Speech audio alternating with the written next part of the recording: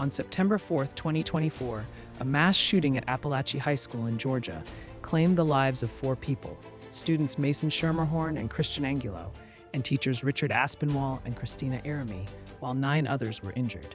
The tragedy shocked the nation and devastated the Apalachee community. Prosecutors alleged that 14-year-old Colt Gray carried out the attack after planning it in advance. His father, Colt Gray, was separately prosecuted for providing the firearm used in the shooting, despite earlier warning signs about his son's access to weapons and behavior. In July 2026, Colt Gray pleaded guilty to all 55 criminal charges.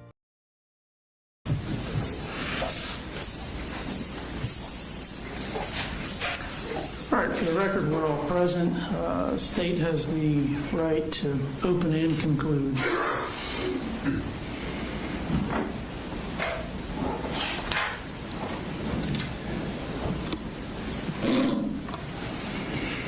Your Honor, the impulse in something like this would be to give an impassioned plea,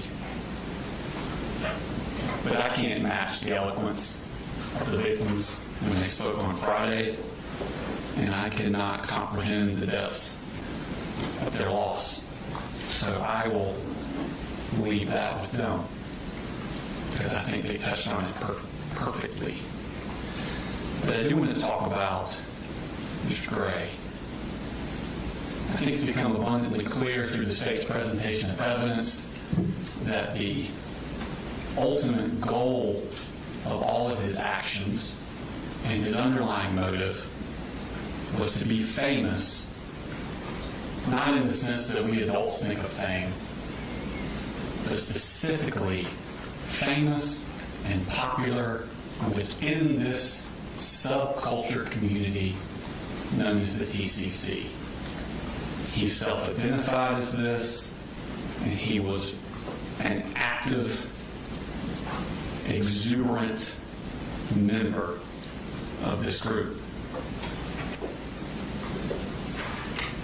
And when this case happened, coming into it with an adult's perspective, and the investigation caught Colt right then, and then quickly in the days after started to notice the guilt of his father, I kind of put aside thinking about Colt. And as the father's case went forward, I focused more on the father and what the father was doing. And it wasn't until after that trial, when we thought about this trial and this sentencing, that I started turning back to what was in Colt's mind. And I'd always just assumed that he was just this kid, had a bad upbringing, got wrapped up in this adoration of school shooters, and then he went and did this horrific act. And I just assumed that his response was, "Oh my God, what have I done?" And it wasn't until this summer when I started digging into what Colt was thinking that the horror of what happened is not even the end of it. Because the shooting was not the culmination of the plan. The shooting was just one of the steps of the plan. The plan was ultimate and lifelong fame inside the TCC. He took steps before the shooting took place to put Easter eggs, callbacks into the case, anticipating today, anticipating these things, us being here, releasing them into the wild to keep his fame going. He put symbols and phrases on his rifle that all pertained to things that were important to the TCC. He staged his computer to look like Adam Lanza's. If you notice in those pictures, Adam Lanza had multiple screwdrivers around it set up in the middle of his room. He had multiple screwdrivers set up in the middle of his room and a hard drive open, exactly like Adam Lanza's. And it's not a coincidence Because you heard in his jail call him say, wait till the crime scene photos of my room are released. He thought about it ahead of time. The day he's doing the shooting, and he's supposed to be so lost in his mental illness, he has enough wherewithal to stage that in anticipation of the day in the future when they would be released. He sends the same text messages minutes before the shooting that Nicholas Cruz sent minutes before his shooting. This is not someone who's in some sort of uncontrollable emotional breakdown. He is still calculating up to the second of the shooting. He places his notebook on the desk to be found with all of those Easter eggs, referring back to Nicholas Cruz, Adam Lanza, James Holmes, because he knows they will be released at his trial. And then the shooting came, the next step in this master plan. Jason Smith interviewed him within the hour of the shooting. And he continues. He has the mental wherewithal within an hour of the shooting to place more Easter eggs, more callbacks inside that interview. The purple gloves. He must have said the word purple 5-6 times. Calling back to Kyle Rittenhouse.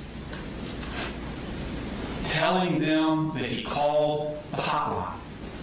A blatant lie, and another callback to James Holmes. He's saying this with more steps are being done to his ultimate goal of eternal fame after the shooting. He mimics Nick Cruz's arrest interview. I hear voices. Oh, I blacked out. This is not someone who's in an emotional breakdown and realizes, oh my God, what have I done? This is someone who's in the midst of their plan and they're still going through with it. Within a month, he's getting the word out through his mom. He's looking to see the posts, if he's popular or not. He has already sent pictures to Mandy for Mandy to release. They're released. He's so excited. And make no mistake, Marcy's disgusting, and her actions are contemptible. But he's the one that's directing her what to do. He's the one that says, pull up Tumblr. Pull up mass killers on Reddit. Call Mandy. Tell Mandy to do this. Make sure that happens. I know she's supposed to be the parent, but he's the one that's directing all this.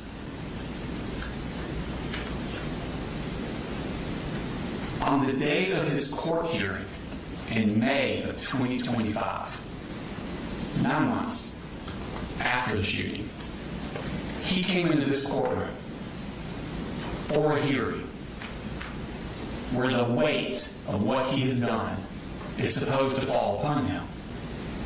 And he's supposed to contemplate his rehabilitation, his sentencing, what is going to happen to me legally that day. But what does he do that night when he gets home? He's back on the internet, back in the TCC, concerned about what those people in the TCC think about his hair. And he's saying, get the word out. I'm going to grow my hair back out because they liked it longer.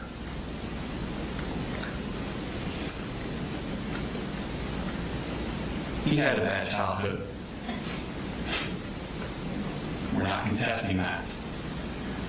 But the childhood he had And to try and say that that had anything to do with what he did is offensive to the thousands of children in Georgia who are truly, truly brutalized every year. I know he's had a bad upbringing, but like I said, the defects. In this courtroom, we've seen a lot worse. And he's the only one in the history of Georgia who has ever taken an assault rifle into a public school and opened fire on perfect strangers simply so he could be famous. This is not easy, Your Honor. As the son of boys, the father of boys, I understand completely what Dr. Richard said. 14-year-olds have not fully formed into what they're going to become. I completely agree with that, and I understand that.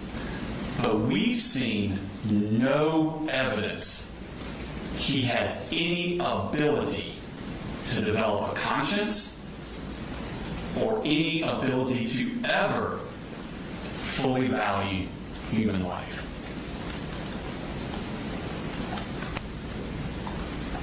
It's like a shark in the swimming pool. I don't know why the shark's the way he is. Is he born that way? He had bad parenting? Is it instincts? Something terrible? It's truly evil? I don't know why the shark is the way the shark is. But I do know one thing. He can't be in my pool. Colt Gray cannot be in society. And I ask you to sentence him to life without the possibility of parole.